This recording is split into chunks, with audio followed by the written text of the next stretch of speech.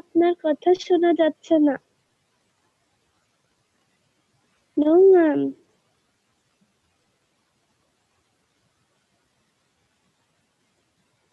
No ma'am, এখনো শোনা যাচ্ছে না।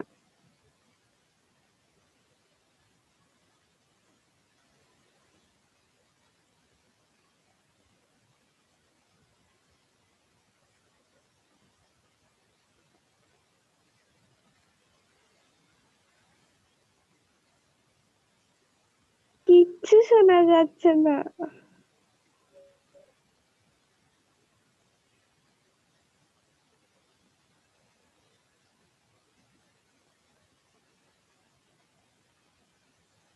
ম্যাম কিচ্ছু শোনা যাচ্ছে না।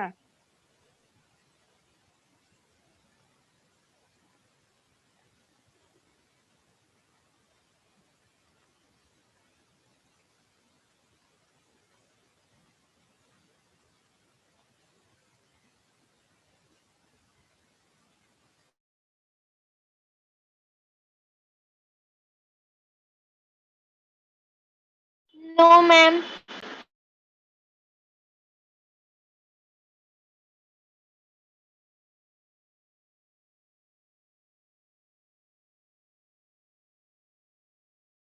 ম্যাম কিছু শোনা যাচ্ছে না।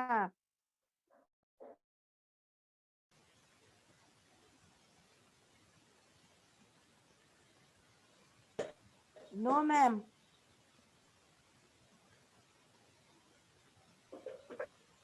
ম্যাম শোনা যাচ্ছে না।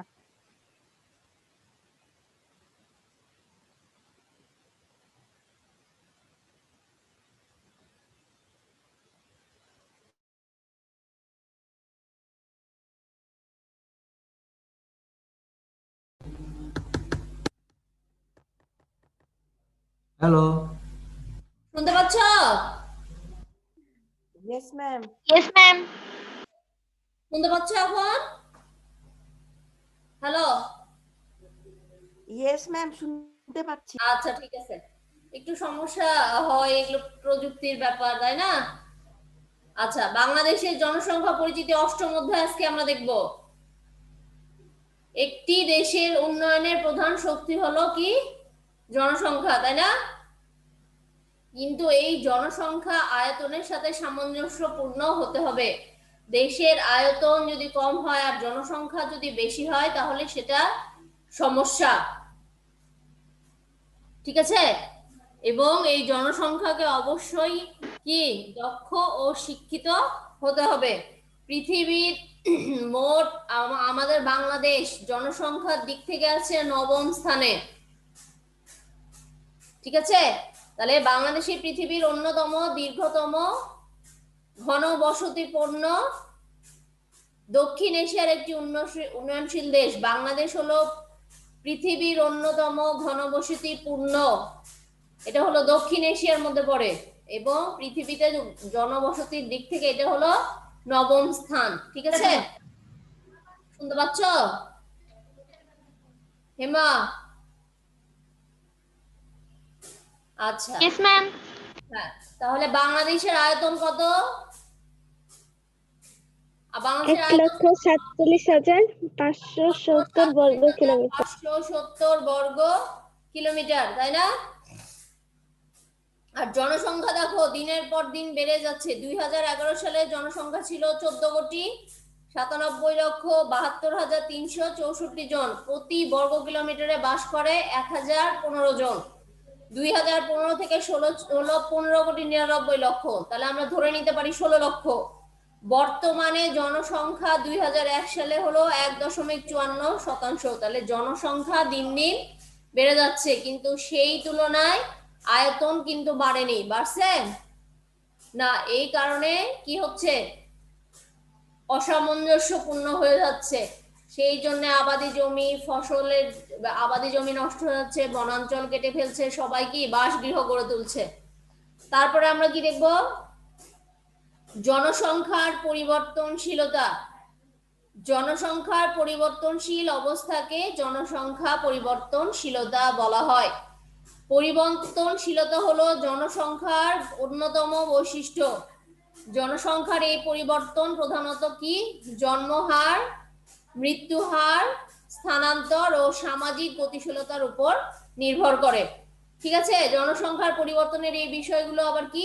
বয়স, লিঙ্গ, বিবাহ, সমাজ কাঠামো, ধর্মীয় মূল্যবোধ, শিক্ষা, পেশা প্রভৃতির উপরও নির্ভরশীল। একটি দেশের জনসংখ্যার বয়স কাঠামোকে 3 ভাগে ভাগ করা হয়েছে। একটা হলো যে যুবক কতজন আছে সেটা, প্রাপ্তবয়স্ক কয়েকজন আছে, বৃদ্ধ কয়েকজন আছে, এর উপরে জনসংখ্যার বয়স কাঠামোকে ভাগ করা হয়েছে। তারপরে আছে কি, দেশে বাল্য বিবাহ বেড়ে গেলে কি হবে? জন্মহার বেশি বৃদ্ধি পাবে। আর জনসংখ্যার পরিবর্তনশীলতা বোঝায় জনসংখ্যার কাঠামোর পরিবর্তনকে।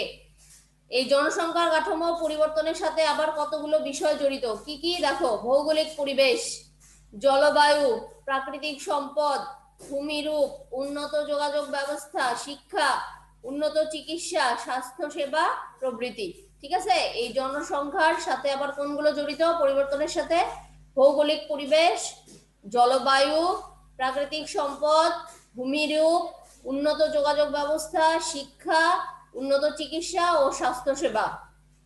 এরপর আমরা দেখি, যে দেশে জনসংখ্যা যত বেশি হবে শিক্ষিত, সেই দেশ তত কি হবে? তত বেশি উন্নত হবে। দেশের জনসংখ্যা যদি শিক্ষিত না হয়, দেশের লোকজন যদি শিক্ষিত না হয়, তাহলে সেই দেশ কখনোই উন্নত হতে পারবে না।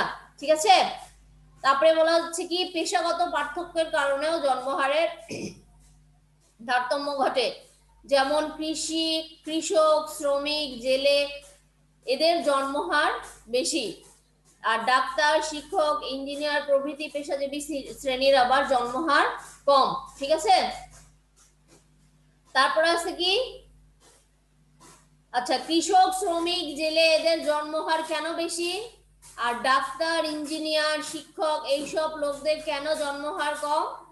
কারণ যারা কৃষক, শ্রমিক, জেলে আছে, তাদের যে জন্ম নিয়ন্ত্রণ পদ্ধতি সেটা তারা কি করে না, সচেতন না সেই দিক থেকে। ঠিক আছে, বলা হয়েছে কি, যে আমরা জানি যে 2টি সন্তানের বেশি নয়, তাই না? কিন্তু অনেককে দেখা যায় 5টা, 6টা, 6 জন করে, 7 জন করে। এর ফলেও কি হয়? জনসংখ্যা বৃদ্ধি হয়। এবং এই কৃষক, জেলে, শ্রমিক এই সম্প্রদায়কে কি করতে হবে? সচেতন করতে হবে যে পরিবার যদি ছোট হয় তাহলে সেই পরিবারে সবাই সুখে স্বাচ্ছন্দ্যে বাস করবে, তাই না? এবং তার মৌলিক চাহিদাগুলো সঠিকভাবে পূরণ করতে তাদের পিতামাতা সক্ষম হবে। তারপরে আমরা কি দেখি, যে বাংলাদেশের পার্বত্য জেলাগুলো কি, বাংলাদেশের পার্বত্য জেলাগুলো পাহাড় ও পর্বতে কি থাকে? ঘেরা, বলে এখানে জনবসতি কম। ফলে এই এলাকা জনসংখ্যার ঘনত্ব সর্বনিম্ন। চর এলাকায়ও মূল ভূখণ্ড থেকে বিচ্ছিন্ন বলে এখানে জনসংখ্যার ঘনত্ব কি থাকে? কম থাকে। ঠিক আছে, তারপরে আমরা দেখি, কর্মসংস্থানের প্রত্যাশায় মানুষ কি করতেছে? গ্রাম থেকে শহরে আসে, এবং এতে করেও কি হয়? শহরে স্থানান্তরের হার বেড়ে যায়। আবার রাজনৈতিক অস্থিতিশীলতা, যুদ্ধ অবস্থা, গৃহযুদ্ধ, প্রাকৃতিক দুর্যোগের কারণেও স্থানান্তর প্রক্রিয়া ত্বরান্বিত হওয়ায় জনসংখ্যা কাঠামোর পরিবর্তন দেখা যায়। আর বাংলাদেশের মানুষের এখন গড় আয়ু হচ্ছে 71 বছর। 71 বছরটাকে বলা হচ্ছে গড় আয়ু। এরপর আমরা কি দেখি, যে শিক্ষা ক্ষেত্রে অধিক হারে ছেলে মেয়েদের অংশগ্রহণ, নারীর অধিকার রক্ষা, উন্নয়নে বিভিন্ন কর্মসূচি গ্রহণ, ছোট পরিবার গঠনের পক্ষে মূল্যবোধ প্রতিষ্ঠা প্রভৃতি পদক্ষেপ মৃত্যু হ্রাস প্রভাব ফেলছে। ঠিক আছে, তারপরে আছে যে বিষয়গুলো গুরুত্বের সাথে বিবেচনা করার প্রয়োজন, সেগুলো কি? মেয়েদের বিয়ের বয়স বৃদ্ধি, দারিদ্র্য হ্রাসে কার্যক্রম গ্রহণ, জন্ম নিয়ন্ত্রণ আন্দোলন জোরদার করা, নারীর কর্মসংস্থান, আয় বৃদ্ধিমূলক কর্মকাণ্ডে অংশগ্রহণ। তাহলে কি বলতেছে, যে নারীর বিবাহের বয়স আমরা কি জানি, যে 18 বছর হলে একজন মেয়েকে সে বিয়ের উপযোগী। কিন্তু এখন বলা হচ্ছে যে না, বিয়ের বয়সটা যদি আরেকটু বৃদ্ধি করা হয় তাহলে ভালো হবে। কেননা দেখা যাচ্ছে যে 18 বছর আমরা জানি 0 থেকে 18 বছর পর্যন্ত বয়সে শিশু ধরা হয়, ঠিক আছে? তাহলে এইটার বয়সটা বৃদ্ধি করলে তাহলে কি হবে? জন্মহার কম হবে, মাতৃমৃত্যুর হারও কম হবে, শিশু মৃত্যুর হারও কম হবে। তারপর আবার কি দেখা, এবার আমরা দেখি বাংলাদেশের জনসংখ্যার অভ্যন্তরীণ ও আন্তর্জাতিক স্থানান্তরের কারণ। মানুষ এক স্থান থেকে অন্য স্থানে গমনকে কি বলা হয়? স্থানান্তর। স্থানান্তরকে আবার অভিগমনও বলা হয়। এই স্থানান্তর অভ্যন্তরে কিংবা আন্তর্জাতিক পর্যায়ে হতে পারে। অভ্যন্তরে বলা হচ্ছে যে আমার নিজ দেশের মধ্যে এক জায়গা থেকে আরেক জায়গায় স্থানান্তর, সেটা হচ্ছে অভ্যন্তরীণ স্থানান্তর। আর আন্তর্জাতিক মানে আমি এক দেশ থেকে আরেক দেশে থাকছি, সেটাকে বলা হচ্ছে আন্তর্জাতিক স্থানান্তর, ঠিক আছে? এরপর আমরা দেখি অভ্যন্তরীণ স্থানান্তর। দেশের ভিতরে যখন মানুষ এক স্থান থেকে অন্য স্থানে যায় সেটা হলো অভ্যন্তরীণ স্থানান্তর। আর অভ্যন্তরীণ স্থানান্তরের কারণ কি? অভ্যন্তরীণ স্থানান্তরের জন্য তেমন কোনো আইন বা অনুমতির প্রয়োজন হয় না। এ ধরনের স্থানান্তর ঘটে আমাদের প্রয়োজন ও ইচ্ছা অনুযায়ী। বাংলাদেশের জনসংখ্যা কি হচ্ছে? ক্রমশ বৃদ্ধি পাচ্ছে। দিনের পর দিন কিন্তু বাংলাদেশের জনসংখ্যা বৃদ্ধি পাচ্ছে, কিন্তু আয়তন একই আছে। এই বর্ধিত জনসংখ্যার চাপে কি হচ্ছে? মাথাপিছু জমির পরিমাণ কমে যাচ্ছে। অনেকে ভূমিহীন হয়ে পড়ছে। বেকার ও অর্ধ বেকার সংখ্যা বৃদ্ধি পাচ্ছে। এই আর্থিক সংকট গ্রামের থেকে শহরের মানুষের উপর বেশি প্রভাব ফেলছে। তারপরে আছে কি? নদী ভাঙন এলাকার মানুষ বাঁচার তাগিদে গ্রাম থেকে কোথায় আসছে? শহরে। দারিদ্র, আর এর সাথে লেগে আছে কি? দারিদ্র, অভাব অনটন ও অন্যান্য সমস্যার কারণেও গ্রামবাসীর একটি অংশকে শহরের দিকে ধাবিত করছে। আর গ্রাম থেকে শহরে স্থানান্তরের আরেকটি গুরুত্বপূর্ণ কারণ হলো কি? শহরের উন্নত শিক্ষা, চিকিৎসা, স্বাস্থ্য এইসব কারণেও কিন্তু গ্রামের লোকজন কোথায় আসছে? শহরে এসে ভিড় জমাচ্ছে। এটাকেও বলা হচ্ছে কি? আভ্যন্তরীণ স্থানান্তর। এর ফলে এক জায়গার জনসংখ্যা কমে যাচ্ছে, আরেক জায়গার জনসংখ্যা বেড়ে যাচ্ছে। তারপরে দেখা যাচ্ছে কি? যে পড়ালেখার জন্য কি আছে? গ্রামের যারা ছাত্রছাত্রী আছে তারা শহরে এসে বাস করছে। এতে করে শহর দিন দিন ঘনবসতিপূর্ণ হয়ে যাচ্ছে। তারপরে কি আমরা দেখি? অভ্যন্তরীণ স্থানান্তরের ফলাফল। বাংলাদেশের জনসংখ্যার অভ্যন্তরীণ স্থানান্তরের সুফল এবং কুফল দুটি আছে। বাংলাদেশে গ্রাম থেকে শহরে স্থানান্তরিত দারিদ্র জনগোষ্ঠীর একটি অংশ কি করে? রিক্সা চালায়, গাড়ি চালাক আছেন, ভ্যান চালায়, শিল্প শ্রমিক হিসেবে নিজেদেরকে নিয়োজিত করেছে। তাছাড়া তারা বিভিন্ন বাণিজ্যিক প্রতিষ্ঠানে বিভিন্ন কাজে আত্মনিয়োগ করেছে। অন্যদিকে বড় কৃষক ও মাঝারি কৃষক পরিবারের সদস্যরা স্থানান্তরিত হয়ে চাকরি, ব্যবসা বাণিজ্য এবং নানা ধরনের উৎপাদনমুখী কাজে নিজেদেরকে নিয়োজিত করছেন। এটাও একদিকে যেমন সুফল আছে, আরেকদিকে তেমন কুফলও আছে। তারপর হচ্ছে অভ্যন্তরীণ স্থানান্তরের কারণে সবচেয়ে বেশি উপকার হচ্ছে গ্রামীণ দরিদ্র নারীরা। যেই গ্রামের দরিদ্র নারীরা শহরে এসে কি করছে? তারা বিভিন্ন ধরনের চাকরি পাচ্ছে। এতে করে তাদের পরিবার সুন্দর স্বাচ্ছন্দ্যে, তাদের মধ্যে থেকে দারিদ্রতা কেটে যাচ্ছে, ঠিক আছে? এটা হলো সুফল। অনেক নারী কি হচ্ছে? নারীদের মধ্যে বৈষম্য থাকে, তারপরে হচ্ছে বঞ্চনা করা হয়, প্রতারণা করা হয়, নিপীড়ন, অত্যাচার এগুলো থেকেও অনেক নারীরা রেহাই পাচ্ছে। এবং এই শহরে এসে তারা কি বিভিন্ন ধরনের গার্মেন্টস শিল্পে কাজ করছে, মানুষের বাসা বাড়িতে কাজ করছে, বিভিন্ন জায়গায় কাজ করে তাদের কর্মসংস্থান হচ্ছে। সেই সাথে তাদের মধ্যে থেকে এইসব বৈষম্যগুলো দূর হচ্ছে। তারপরে দেখি অভ্যন্তরীণ স্থানান্তরের ফলে আবার স্বল্প আয়ের দরিদ্র মানুষের জন্য বস্তি সৃষ্টি হচ্ছে, যেটা শহরের জন্য কাম্য নয়। এবং এতে করে এই বস্তির কারণে কি হচ্ছে? সেখানে বিভিন্ন ধরনের অপরাধ হচ্ছে, যেমন মাদক বেড়ে যাচ্ছে, চোরাচালান, অপহরণ, নারী শিশু পাচার সহ নানা রকম সামাজিক সমস্যা এবং বিশৃঙ্খলা দেখা দিচ্ছে। গ্রাম থেকে শহরে স্থানান্তরের কারণে শহরের জনসংখ্যা বাড়ছে। এতে করে শহরের নিত্য প্রয়োজনীয় জিনিসের চাহিদা ও দাম বেড়ে যাচ্ছে। চাহিদা বেড়ে গেলেই জিনিসের দাম বেড়ে যায়। শহর থেকে গ্রামে স্থানান্তরের প্রভাব আমাদের দেশে ততটা গুরুত্বপূর্ণ নয়। অনেক ক্ষেত্রে দেখা যায় আধুনিক শিক্ষিত ব্যক্তি গ্রাম উন্নয়নমূলক কাজ করার জন্য গ্রামে এসে রাস্তাঘাট, স্কুল, কলেজ সহ নানা উন্নয়নমূলক কাজ করেন।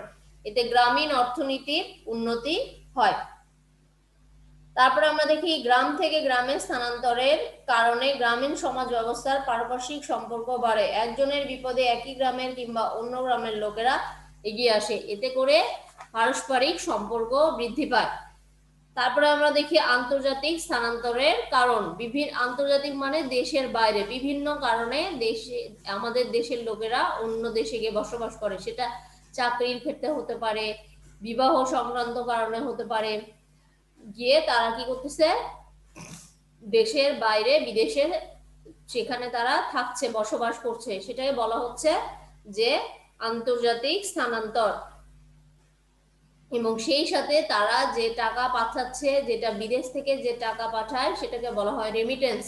এটার ফলে কি হচ্ছে, দেশের অর্থনৈতিক সচল হচ্ছে এবং অর্থনীতিতে প্রভাব বিস্তার করে। তারপরে কি বলতেছে, কর্মক্ষেত্রের অভাব, কর্মসংস্থানের ক্ষেত্রে তীব্র প্রতিযোগিতা, রাজনৈতিক আশ্রয়, জলবায়ুর প্রতিকূল পরিবেশ প্রভৃতি কারণে আমাদের দেশের অনেক মানুষ প্রতি বছর কি হয়, স্থানান্তরিত হয়। তাছাড়া অনেকে পারিবারিক নৈকট্য লাভের জন্য বিদেশে স্থানান্তরিত হয়। আবার কেউ কেউ নাগরিকত্ব লাভ, ব্যবসা বাণিজ্য, বিনিয়োগ, চাকরির ক্ষেত্রে বদলি ও পদোন্নতি, সাংস্কৃতিক কর্মকাণ্ডে জড়িত হওয়া এবং পেশাজীবী হিসেবে বিদেশে স্থানান্তরিত হয়ে থাকে। এরপর দেখি আন্তর্জাতিক স্থানান্তরের ফল। বাংলাদেশ থেকে আন্তর্জাতিক স্থানান্তরের সুফল অনেক। বিদেশ থেকে পাঠানো টাকা এদেশে কৃষি, শিল্প, ব্যাংক, সেবা খাত ও গার্মেন্টস শিল্প কাজে বিনিয়োগ করা হয়। এর ফলে দেশের বিভিন্ন ক্ষেত্রে উৎপাদন বৃদ্ধি পায়। আবার এই উৎপাদন বিদেশে রপ্তানি করেও আমরা কি পাই, বৈদেশিক মুদ্রা অর্জন করি। তাছাড়া চাকরি ও কর্মস্থানের সুযোগও সৃষ্টি হয়। তাহলে এটা গেল হচ্ছে একটা অভ্যন্তরীণ স্থানান্তর, আরেকটা হচ্ছে কি আন্তর্জাতিক স্থানান্তর। দেশের ভিতরে এক জেলা থেকে বা এক স্থান থেকে আরেক স্থানকে যাওয়া হচ্ছে অভ্যন্তরীণ স্থানান্তর, আর আন্তর্জাতিক স্থানান্তর হচ্ছে আমার দেশ থেকে আরেক দেশে যাওয়া, সেটা হচ্ছে আন্তর্জাতিক স্থানান্তর। এবার আমরা দেখো বাংলাদেশের মা ও শিশু মৃত্যুর পরিস্থিতি। সাধারণভাবে বলা যায় সন্তান প্রসবের পূর্বে, প্রসবকালীন, প্রসব পরবর্তী শারীরিক অবস্থা কারণে মায়েরা মৃত্যুবরণ করলে তাকে মাতৃ মৃত্যু বলা হয়। হ্যালো হ্যালো, শোনা যাচ্ছে না? ইয়েস ম্যাম, ম্যাম শোনা যাচ্ছে। যাচ্ছে? Yes ma'am. হ্যাঁ, কোনো প্রশ্ন?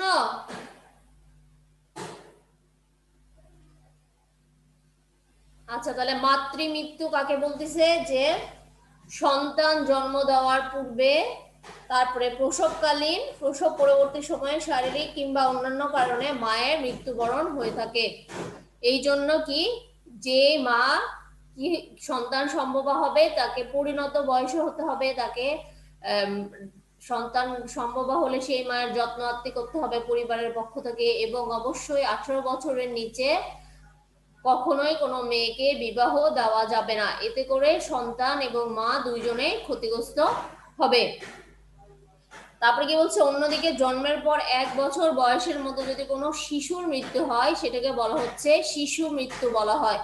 এবং এই শিশু মৃত্যুর হার হলো প্রতি বছর জীবিত জন্মগ্রহণকারী প্রতি হাজারে শিশু মৃত্যুর সংখ্যাকে বলা হচ্ছে শিশু মৃত্যু।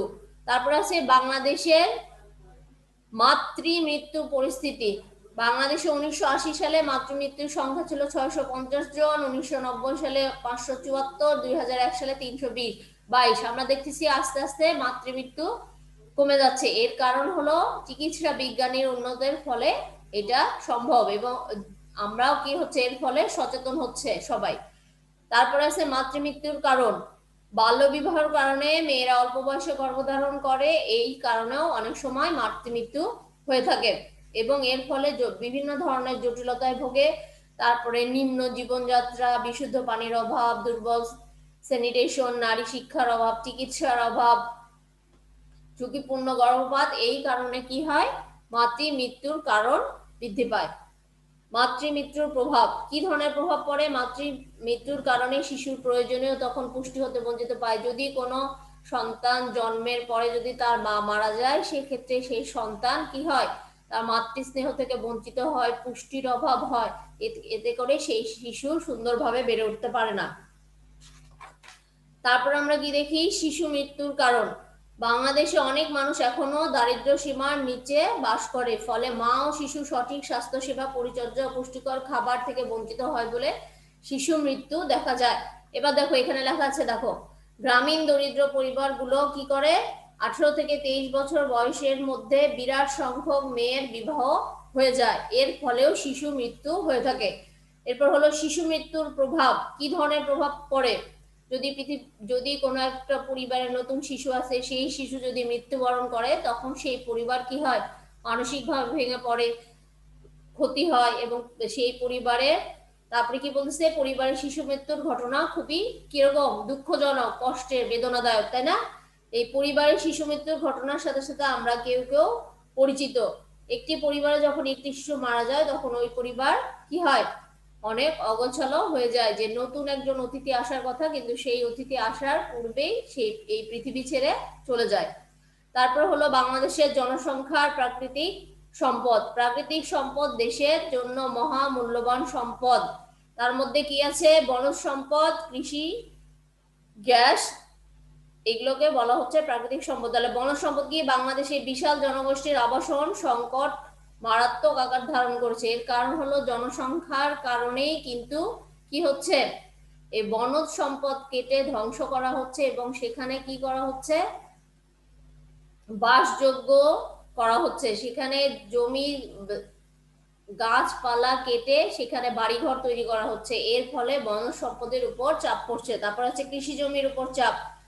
বাংলাদেশের জনসংখ্যার বৃদ্ধির কারণে কৃষি জমির উপরও মারাত্মক চাপ সৃষ্টি করেছে। বিশেষ করে অধিক জনসংখ্যার কারণে কি হচ্ছে, জমি, চাষযোগ্য জমিগুলো ঘর বাড়ি নির্মাণের কাজে ব্যবহৃত হচ্ছে। পাশাপাশি ব্যবসা বাণিজ্যের প্রসার ও শিল্পায়নে নগর জনিত কারণে কৃষি জমিগুলো দিন দিন কমে যাচ্ছে, ফলে আবাদ কমে যাচ্ছে। এতে করে আমাদের কি হচ্ছে, ফসল উৎপাদন কম হচ্ছে, আর এর ফলে আমাদের বাইরে থেকে আমদানি করে নিয়ে আসতে হচ্ছে। তারপর হলো গ্যাস ও তেলের উপর চাপ। বাংলাদেশে বিপুল জনসংখ্যার চাহিদা পূরণের জন্য উৎপাদন করা হচ্ছে প্রয়োজনীয় পণ্য সামগ্রী।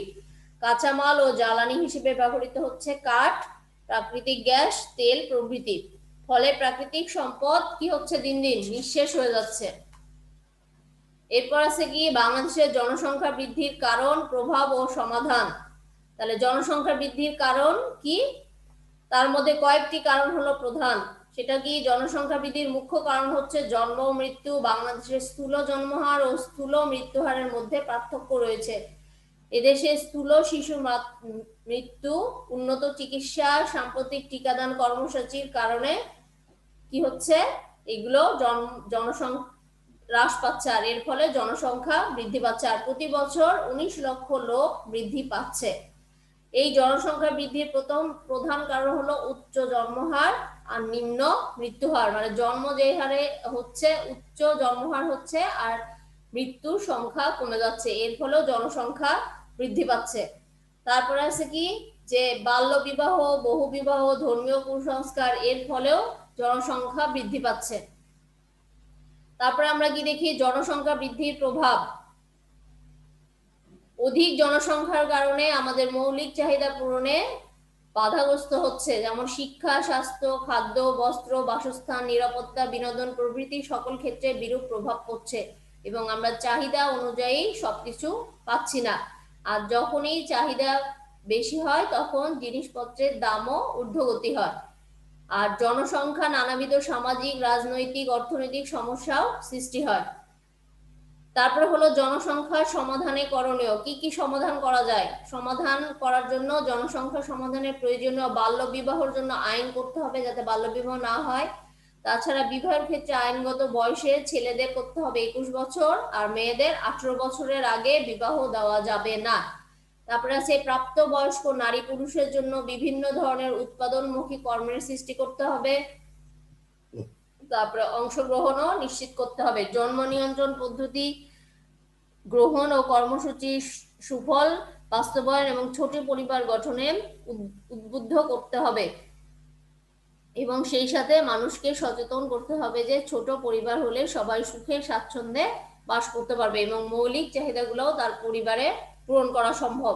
জনসম্পদকে মানব সম্পদে রূপান্তরিত করতে হলে অবশ্যই জনসংখ্যাকে দক্ষ ও শিক্ষিত হতে হবে এবং এই মানব সম্পদের জন্য শিক্ষা, প্রশিক্ষণ, স্বাস্থ্যসেবা, বাসস্থান ব্যবস্থা উন্নয়নের লক্ষ্যে প্রয়োজনীয় পদক্ষেপ গ্রহণ করতে হবে এবং দক্ষ মানব সম্পদ শুধু দেশের জন্য নয়, বিদেশেও কর্মসংস্থানের ক্ষেত্রে বড় ভূমিকা রাখে।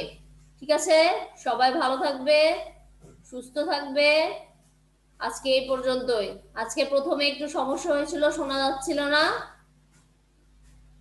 ঠিক আছে, সবাই ভালো থাকবে। ঠিক আছে ম্যাম, আসসালামু আলাইকুম। ঠিক আছে ম্যাম, আসসালামু আলাইকুম। ওয়ালাইকুম আসসালাম।